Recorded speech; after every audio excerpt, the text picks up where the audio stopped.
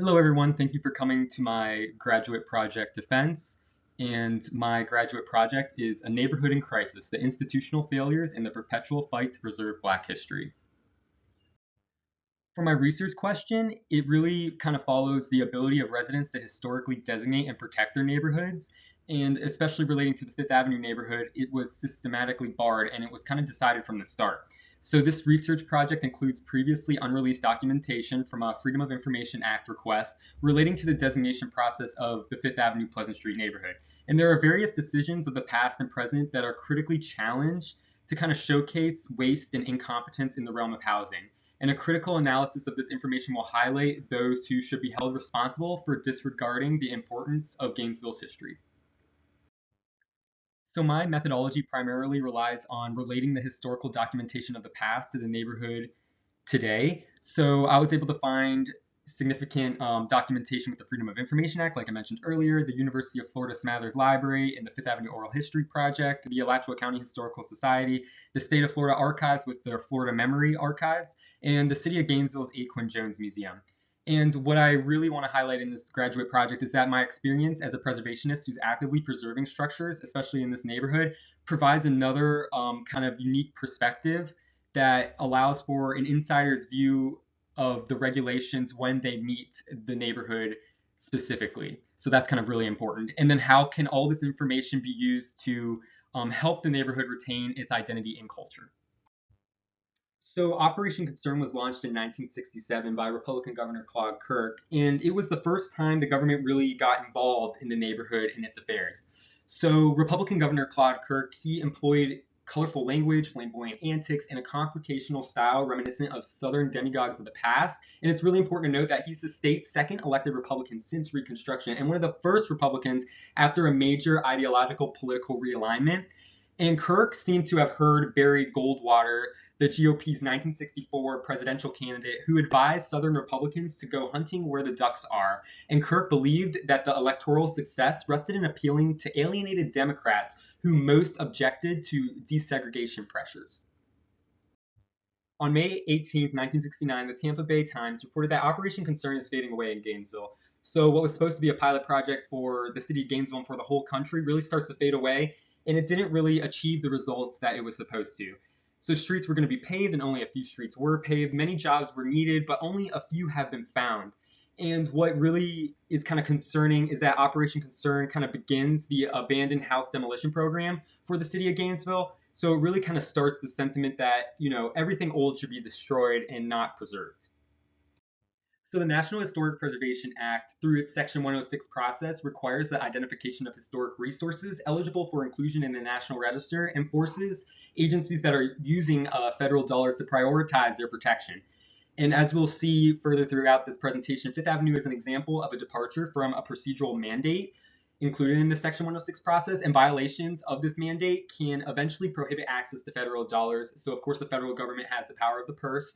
And what I really want to stress, especially with Section 106 and its departure from the spirit of the mandate, is in 1975 when there was a development plan published for enumeration district 1644, and this district encompasses the whole boundaries of the neighborhood, both the Fifth Avenue side, which is undesignated, and the Pleasant Street side, which is designated. It stated, when one considers the existing level of citizen interest in maintaining and improving housing conditions in the area, it is evident that conservation, as opposed to massive clearance and removal, should be the focal point of community development plans in the area. It is simply no longer acceptable to conduct large-scale clearance programs in the tradition of old urban renewal. But in order for any type of conservation and redevelopment efforts to succeed, they must be conducted with support and understanding of the residents to be affected by such efforts. So a Freedom of Information Act request provided over 2,000 pages relating to the designation process of the Fifth Avenue neighborhood. And one of the most significant documents that I found was this October 3rd, 1981 phone call to Carl Shiver, who worked at the State Historic Preservation Office as a historian. And kind of the main things that I got from this is that the state really wasn't planning on processing this nomination at all or going through this documentation. So the city cut up the contact sheets and pasted each little photo to a survey form. And then the State Historic Preservation Office stated that they can't or won't send those forms that they don't have time to go through and select out the relevant buildings and pay to send them. And the survey was done under their funding, the state is saying, and not the community development block grant. And they're saying it's the responsibility of the city to provide the photos for the determination of eligibility. But then the worker at the keeper's office for the federal government stated that the city had submitted all its materials to the State Historic Preservation Office and that they would have to send someone out again to take all these photos. And this is really becoming a problem from the start, as noted by the keeper of the National Register's assistant. They need to cooperate to resolve, and there is no offer of assistance from the State Historic Preservation Office. And the secretary thanked him and said we would call the city. So it's important to note that a lot of the problems experienced during the designation process of the Fifth Avenue neighborhood appear to be influencing federal designation procedures. So Section 60.11 and 60.12 were added in November 16, 1981. And what they really do is they specify a time limit and they clarify kind of the responsibilities of the State Historic Preservation Office to submit completed nominations within a specified 60-day time frame. And it's important to note that the designation process has already been going on for almost 2 years at this point. So the state already had this documentation that they were sitting on for over 2 years. And it wasn't until November 16, 1981, that there was a specification on a time limit for how long they can process the documentation. And then Section 60.12 states that any person or local government may appeal to the keeper the failure or refusal of a nominating authority to nominate a property that the person or local government considers to meet National Register criteria for evaluation.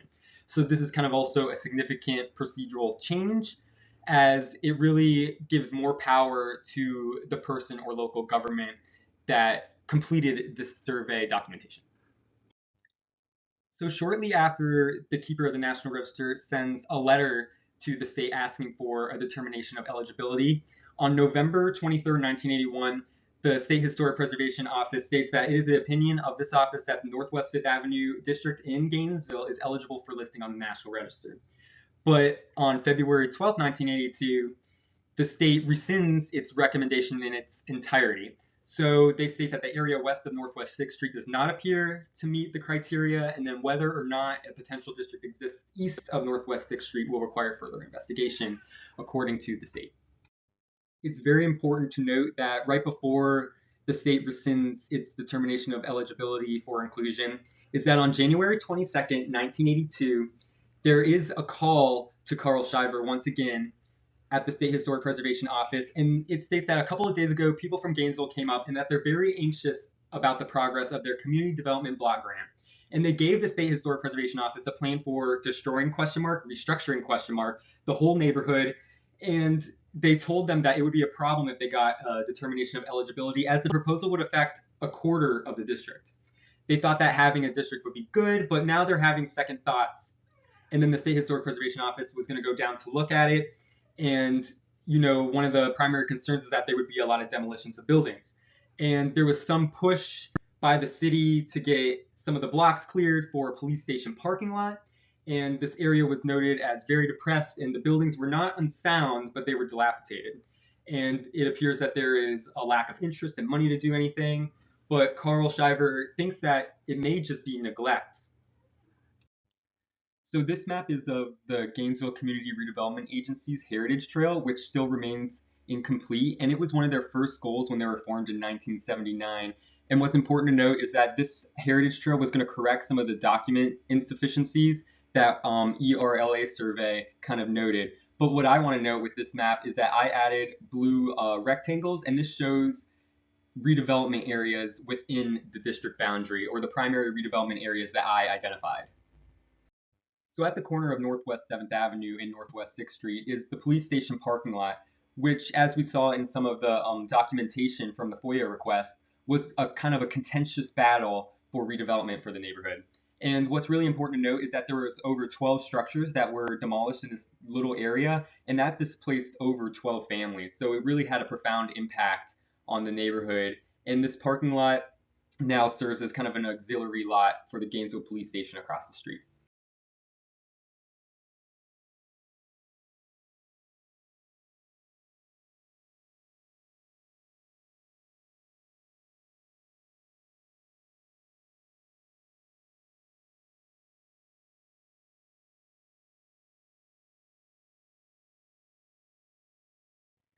So on June 23rd, 2003, the Department of Community Development sent a letter to the National Trust for Historic Preservation stating that the Fifth Avenue neighborhood had issues that needed to be resolved, especially relating to its historic nature.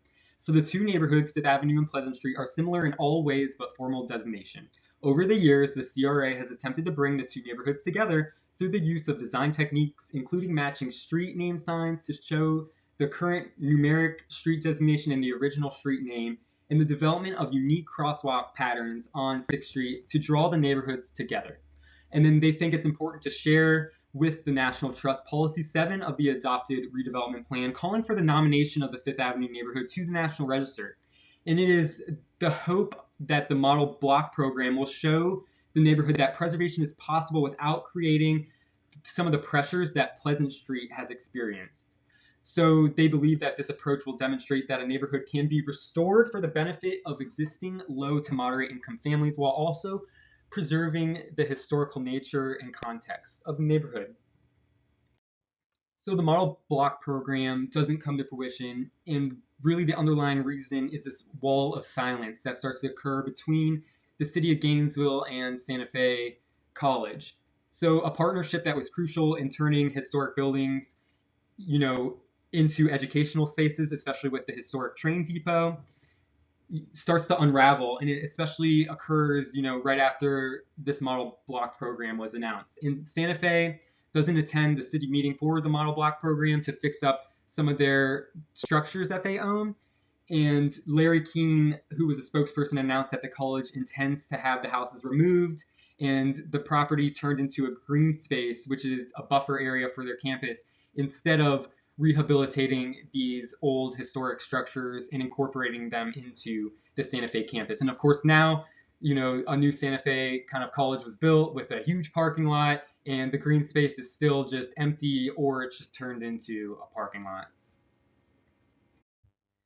So the difficulty of preservation is once again kind of seen with an attempt to preserve Walvish Hall in 2007. So the owner of this building is really looking to designate the building so they can receive federal tax credits and other benefits that will assist in, the rehabilitation of one of the most significant kind of community sites on all of Fifth Avenue.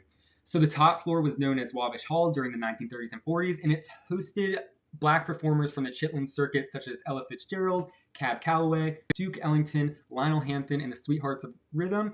And this second floor hall also served as an auditorium for Lincoln High School, and it held a lot of their dances when the school was segregated. And of course, during desegregation, this kind of ends as well. But the bottom floor of this building was a grocery store. So it was the Glover and Gill Grocery, and it was an especially popular spot during World War II when a lot of African American soldiers came to this neighborhood during, World War II.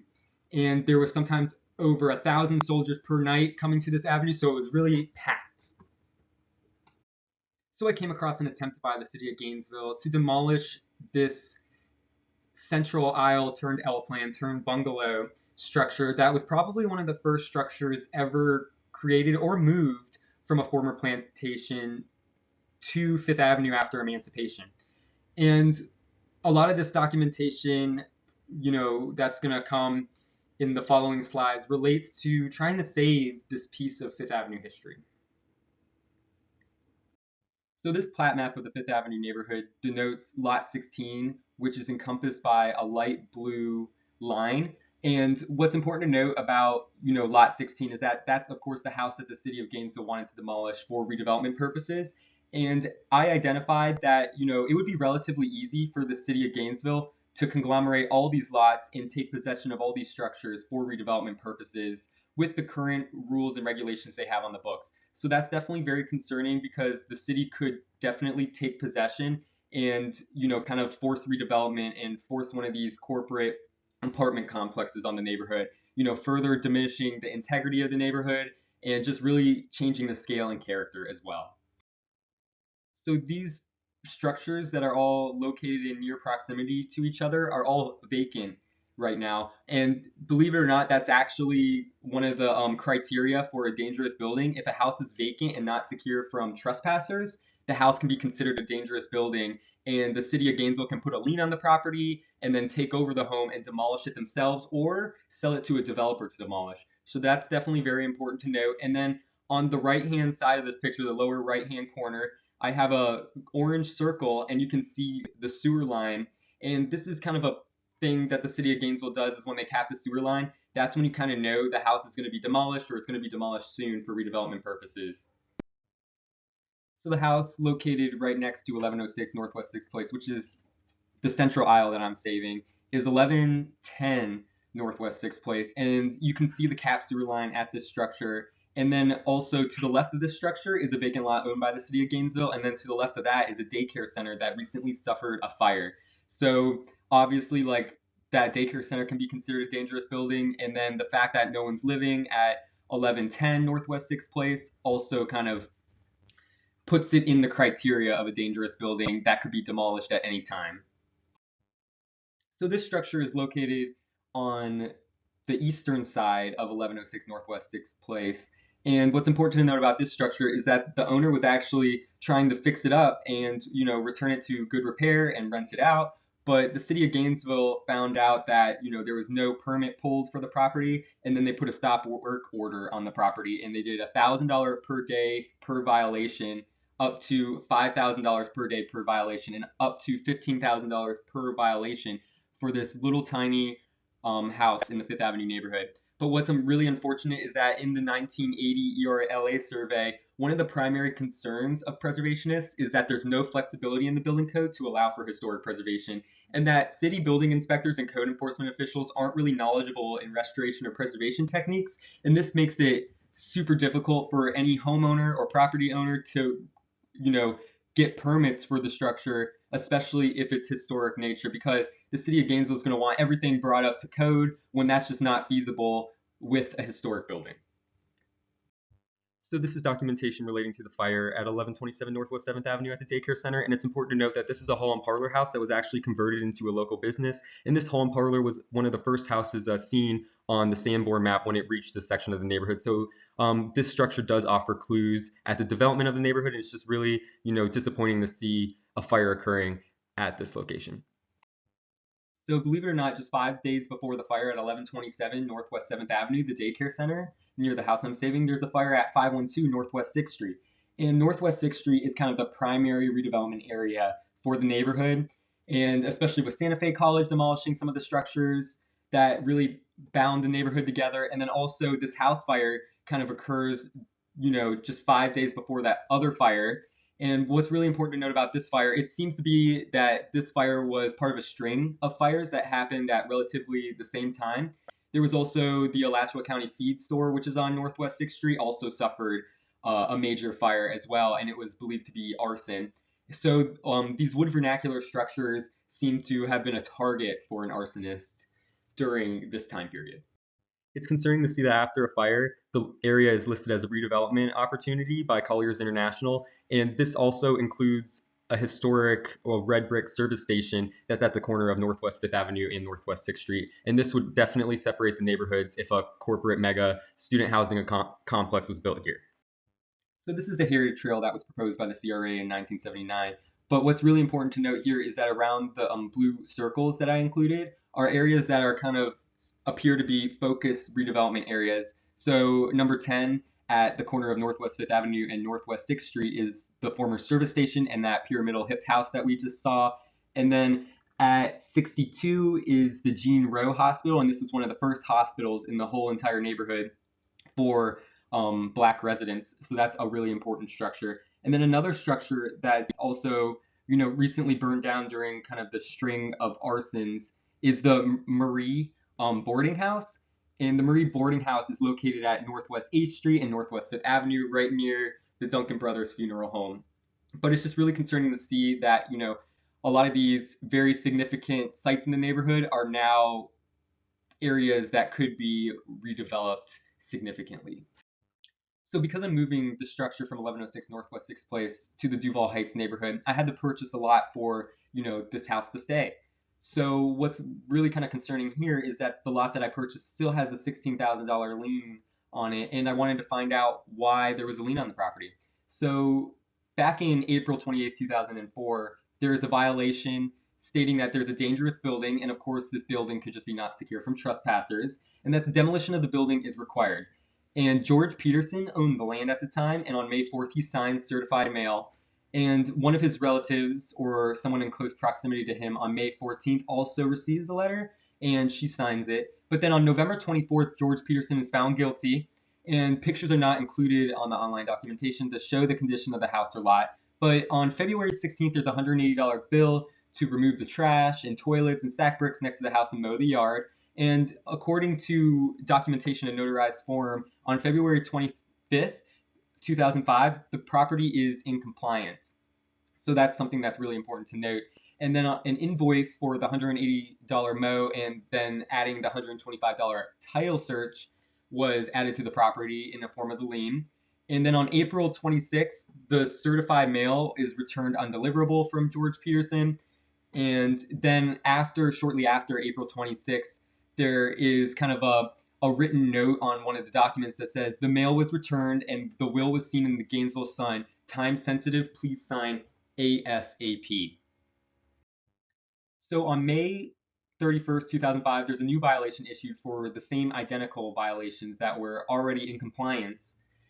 And what's really important to note is that on July 16th, 2005, there's a notice of intent to lien, and this is the first legal ad that's published in the paper. And then on August 25th, 2005, the $305 is paid by Janie Hansford, who received one of the certified mails during the first violation, but it appeared that the city wasn't sending the certified mail to Janie Hansford from that point on. So she received kind of one certified mail and then received no others. But she finally found out about the $305 through this legal ad in the paper, and she pays it. And then on October 4th, 2005, the lien is officially recorded that the dangerous building for the violation of May 31st wasn't corrected. And then at 66 days of not correcting this violation, at a fine of $250 a day, is a lien of $16,500.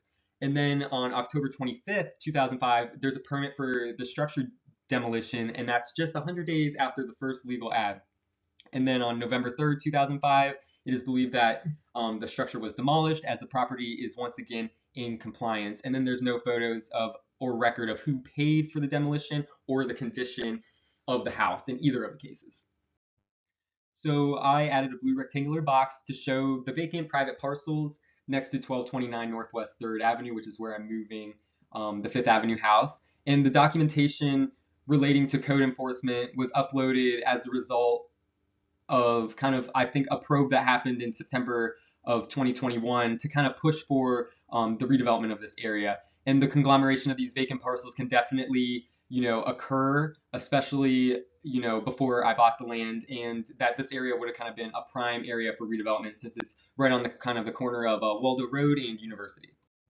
So the legacy of Cora Peterson Robertson really intersects with these issues, and she was a civil rights leader and trailblazer, and her original childhood home was at 1227 Northeast 3rd Avenue.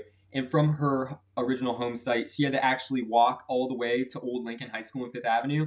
And she notes that there was really no address, and she just picked an address, 1644, when she was a child. And the mail and the post office, they didn't even go across the tracks on Waldo Road to deliver the mail to her childhood home. So this is Cora Peterson's Robertson's Park that was recently dedicated in her honor. And what's kind of important to note about this is that Zeta Phi Beta sorority was one of the first black sororities at the University of Florida, and Cora actually founded this sorority. And her sorority sisters in 2004 went around the Gainesville community and got up enough signatures signed to have this park dedicated in her honor and a holiday named after her. So on Cora Peterson Robertson's childhood home site, there's actually an old well that still exists, and her childhood well was pictured on this October 11th, 2022 evening, and it's Cora's locally designated holiday. So you can own your own home for $280, and this ad was published shortly after World War II when Camp Blanding was trying to get rid of a lot of their old army barracks and structures. And what's kind of important to note about this is that there's a lot of structures here in the city of Gainesville that are actually former Camp Blanding army barracks. So Flavitt Villages at the University of Florida actually purchased a lot of these structures themselves to house GIs returning from World War II so they could receive an education at the University of Florida because there wasn't much housing in the city of Gainesville during that time period. And then after, Flavitt Village was kind of disbanded, a lot of these structures became houses elsewhere in the city of Gainesville. They were moved and they became houses. And one of these structures, as kind of denoted by the top right photo, was a former Camp Landing house. And it used to be located across the street from me, but now it's demolished. So from World War II to UF. So this exact door was being discarded from my neighbor across the street. And, the house across the street is now demolished because of an affordable housing program. But this former Flavitt Village and Camp Landing structure's legacy seems to be confirmed by the State of Florida Archives and Florida Memory, as this exact same door was present on structures at the Flavitt Village. So the City of Gainesville's rehabilitation specialist, Jimmy Sutherland, determined that the structure was over 50% unlivable despite a family living in this structure prior to its demolition. And what's also important to note is that I just restored a house that was in way worse shape across the street that's also a former Camp Landing structure. And now my house is very beautiful on the outside and the inside. And this house appears beautiful on the outside, but it really just needed a renovation of the interior. But Jimmy Sutherland has an associate's degree from Santa Fe College, specializing in architectural and building sciences, according to his LinkedIn. And I just don't think he has like this appreciation for historic structures and an appreciation for preserving the past. So on the left-hand picture, you can see the former Camp Landing house being demolished, and it's really kind of a sad sight to see. But this family actually has a double lot, so this new affordable house could have been built behind the old Camp Landing house, and they would have actually had two houses on the same lot, and that would have been beneficial, because they have a pretty big family, and they could have passed down more generational wealth to their children. But what's also kind of concerning to note is that when a new affordable house is constructed, there's a lien placed on the property. So depending on how much money is spent and kind of the realm of the work, there's a lien that's placed on the property for over 20 years, and the homeowners have to satisfy a number of conditions for the lien to be removed. And if they don't satisfy these conditions, then the city of Gainesville can take possession of the property. So I'm really kind of concerned about the use of cheap building materials, especially with the particle board plywood on the exterior of the structure, but then also the interior walls were built with 2x4s that were installed prior to Hurricane Ian, and there was no roof or tarp to protect the interior from water or debris. But the roof and supporting structure for the roof was added less than a week following the storm, and you can see evidence of some of the stress on the 2x4s, and this is really going to impact the longevity of the structure. So it's really kind of concerning to see the devastation that's occurring across the street from me and all over the city is being done with federal dollars. So community development block grant, home dollars, and SHIP funds were all used for these kind of redevelopment and affordable housing pushes done by the city of Gainesville. And it's just really concerning that the city of Gainesville still isn't regarding the spirit of Section 106 or federal procedures in their entirety. And the impact on the history and the interconnectedness of the structure of Gainesville is really taking, a secondhand seat